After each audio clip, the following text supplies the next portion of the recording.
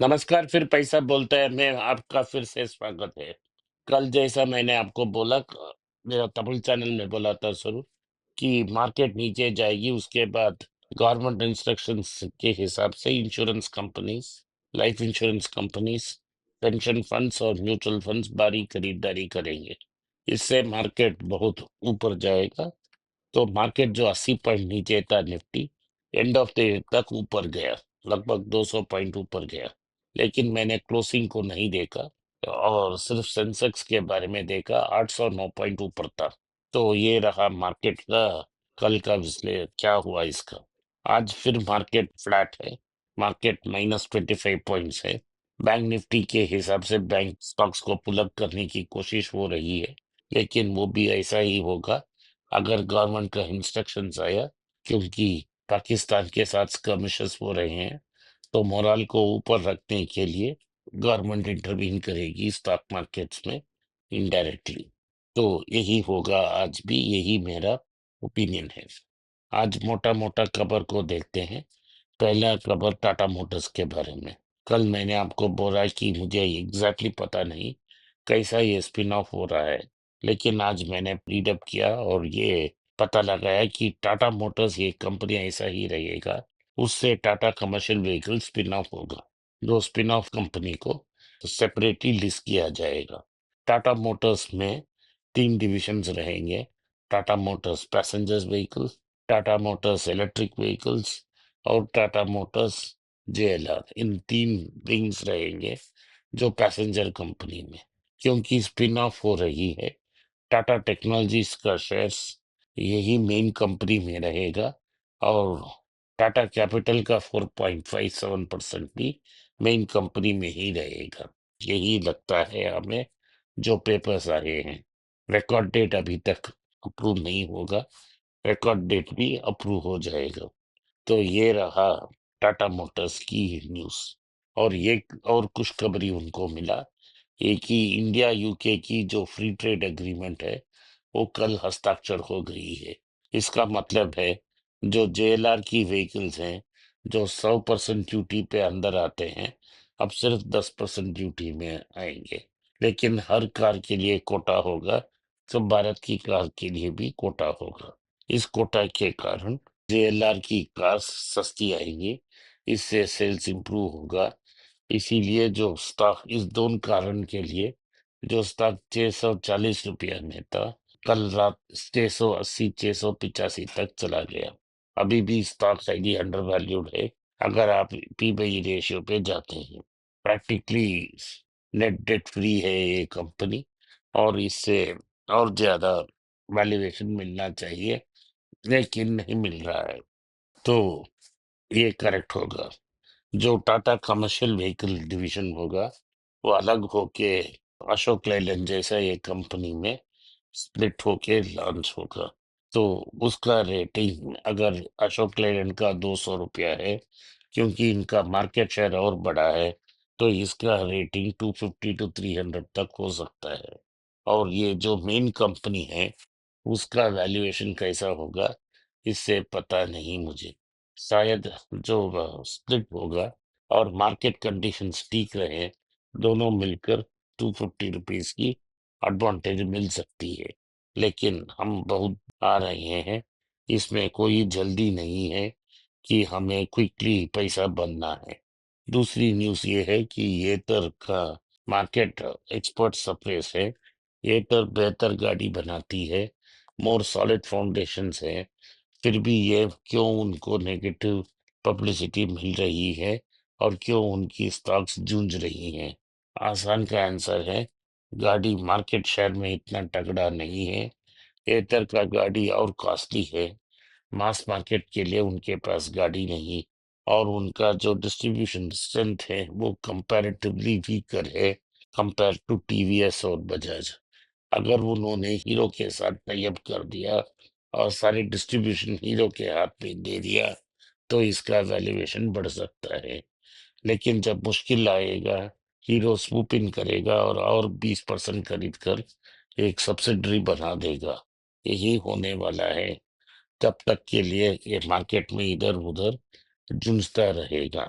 तो ट्रेंट ने 500% की डिविडेंड अनाउंस की है, एक शेयर की 5 रुपया शेयर अनाउंस की है। टाटा केमिकल्स ने 11 रुपया शेयर अनाउंस की है। ये सब ओवर वैल्यूड स्टॉक्स हैं। और टाटा केमिकल्स में ये प्रॉब्लम है कि वो उनकी जो मेन प्रोडक्ट है वो है सोडियम बाइकार्बोनेट। वो अभी cycle wrong end of the commodity cycle में है और उससे कोई बड़ा टर्न अराउंड का चांसेस नहीं है। जो टाटा केमिकल्स में अच्छे ब्रांड थी उनको डीमर्ज कर कर टाटा कंज्यूमर से मर्ज किया गया है। यही आज की डेवलपमेंट्स है। Shashwat whatever you want to ask. तो पिछली वीडियो के कमेंट्स में 1 या 2 कमेंट्स आया है कि आप पाकिस्तान और इंडिया की एस्केलेटिंग टेंशन और उसकी मार्केट इम्पैक्ट के बारे में और बात कीजिए कि क्या होने वाला है, क्या हो सकता है, क्या रेल्म ऑफ पॉसिबिलिटीज़ है यहाँ पर मार्केट के लिए? मार्केट में सिर्फ ये एक प्रॉब्लम हो सकती है। मेरे हिसाब से ये शांत हो जाएगा। ये 2 बार पाकिस्तान बॉम्ब डालेगा, 2 बार हम डाल देंगे, उसके बाद ये खत्म हो जाएगा। क्योंकि दोनों देश को पता है कि अगर वॉर एस्केलेट हो गया तो किसका नुकसान है। दोनों साइड का बड़ा नुकसान होगा। पाकिस्तान का और बड़ा नुकसान होगा और इंडिया का कम नुकसान हो सकता है। लेकिन डेस्परेशन में किसी ने न्यूक्लियर वेपन यूज कर ली तो बड़ा नुकसान हो सकता है। तो ये इधर ही सिमट जाएगा। दिस इज मेरा पर्सनल ओपिनियन है। लेकिन अब एस्केलेट हुआ तो क्या ये न्यूक्लियर होता है नहीं, यही $1 बिलियन क्वेश्चन है। तो वर्ल्ड पावर्स इंटरवीन करेंगे और इसको खत्म करेंगे। अगर वॉर भी हो गया तो ये लॉन्ग टर्म में इसमें कोई इम्पैक्ट नहीं होगा, क्योंकि भारत ने अनेक वॉर्स को देखे हैं।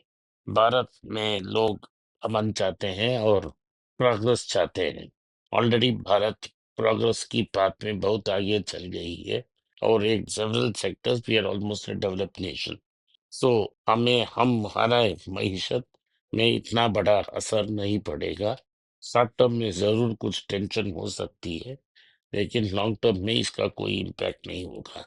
अगर वोलेटिलिटी में मार्केट गिरती है तो आपको इस स्टॉक्स को कंसिडर करने के लिए एक बहुत अच्छा मौका है। ठीक है। और अब इलाई लिली की वेट लॉस ड्रग इंडिया में डेब्यूट होने वाली है और डेब्यू हो इस गई है। इसका हाँ, नाम है मॉन्जोरो हाँ और वही। 2-3 महीने में सेल्स ट्रिपल हो गई है। तो मॉन्जोरो एक बड़ा हिट हो गया है। पर इसके नोवो ऊपर नॉर्डिस्क ने मेरा एक सवाल है पर अब हम्म, वेस्टर्न फार्मास्यूटिकल कंपनीज उनके पैटेंट करने करने वाली ड्रग्स यहाँ पर बेच रहे हैं पर अब हमारी जो मैन्युफैक्चरर्स हैं जेनेरिक ऑल्टरनेटिव्स मैन्युफैक्चर करके इंडियन मार्केट्स में फ्लड करेंगे। जरूर करेंगे। अमेरिका में ही पिछले 3 महीने में क्या हुआ है, क्योंकि वीगोवी की शॉर्टेज थी तो अमेरिकन फेडरल ड्रग अथॉरिटी ने उनको परमिशन दे दी कि अमेरिका में लोग उसको कंपाउंडिंग कर सकते हैं। फार्मा में कंपाउंडिंग का मीनिंग ये है कि सेम एक्टिव इंग्रेडिएंट्स को यूज करके जो प्रोडक्ट नोवो नॉर्डिस्क ने बनाया उसी प्रोडक्ट को बना सकते हैं। और कंपाउंडिंग के कारण नोवो नॉर्डिस्क का मार्केट शेयर कम हो गया है। तो इंडियन स्टॉक्स अगर मंजरो एंड नो वीगोवी अपने प्राइस को बहुत ऊपर रखते हैं तो कोर्ट परमिशन दे देगा कि इंडियन प्लेयर्स को कॉपी करने के लिए। तो ये भी हो सकता है अगली 1-2 साल में। ठीक है, तो ऐसा हुआ तो किस-किस कंपनी का मुनाफ़ा होगा या फिर जो मुनाफ़ा हो अभी बोल रहे हैं कि डॉक्टर रेड्डी, सन फार्मा और हैडको फार्मा ओपनली बोल रहे हैं कि वो ओबेसिटी ड्रग्स में इंटरेस्टेड हैं। और जाइडस वेलनेस ने कहा है कि वो स्पेशलिटी प्रोडक्ट्स बनाएंगे फॉर डायबिटीज। तो तो शायद इन 3 कंपनियों के इमीडिएट मुनाफा हो सकती है। तो इस तरह की वेट लॉस ड्रग्स एक लॉन्ग टर्म प्रॉफ़िटेबिलिटी का रूट है या फिर एक शॉर्ट टर्म ट्रेंड है ये? It is very long term profitable, क्योंकि भारत में ओबेसिटी का प्रॉब्लम बहुत है। एक पैंडेमिक है भारत में ओबेसिटी का प्रॉब्लम और कंडीशंस को भी ट्रीट करती है। तो ये लॉन्ग टर्म बेनिफिशियल है। इसीलिए जब मार्केट गिरती है हम डॉक्टर रेड्डी, नाटको और सन फार्मा को अक्यूमुलेट कर रहे हैं। ठीक है। आज सोना का दाम में इजाफा हुआ और सोना का दाम 9,130 तक पहुंच गया चेन्नई में। ये 22 कैरेट गोल्ड है।